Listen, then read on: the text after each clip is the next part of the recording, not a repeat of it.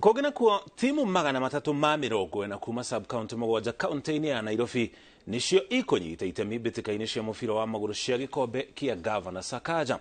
Ngucanio ici ikanjĩrĩria tarĩki 30 mweri ũyũ wa kenda na faino ĩgathakwo tarĩki 16 mweri wa Dithemba na igũkorwo igĩthakĩrwo kĩharo-inĩ kĩa Dandora gũkũ kaunti-inĩ ya Nairobi. Gavana wa Nairobi Johnson Sakaja akiuga mbĩtĩka ici nĩ ikũrahũra iheo cia mathako kaunti-inĩ ĩno.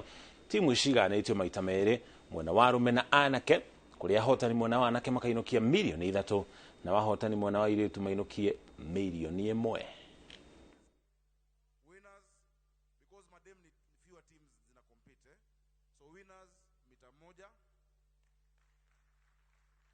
Runners up in your best player, top scorer ni ile boot. Yeah.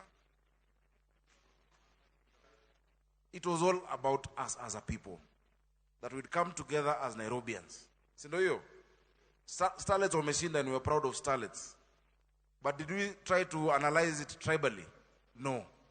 Sports has an ability of uniting more than anything else to bring us together. Kipchoge akishinda marathon, atusemange ati ni wakale wanafurahia. We say he is a Kenyan, he is wearing the Kenyan colors.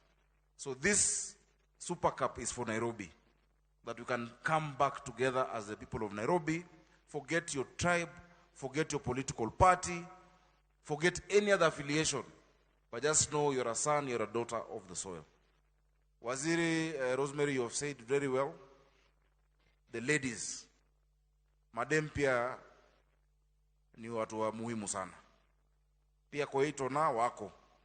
Tumepangia madem pia, girl child wako na zawadi zao. The teams might be fewer, but we want to also bring up the girl child. Tunafanya job poa na magrao, tuko very happy. I think tutakuwa pia na legacy program sahi na ishughuli ya AFCON 2027. Ukienda huko kwa chama ukikaa, tuongelele tubaki na legacy programs kadhaa kwa mtaa. So that tunajua tuko wengi na city, hii grao ya D, grao ya Udli, Mwiki. Hizi zitosha si wote. Na ama jamaa maybe wezi kufikia.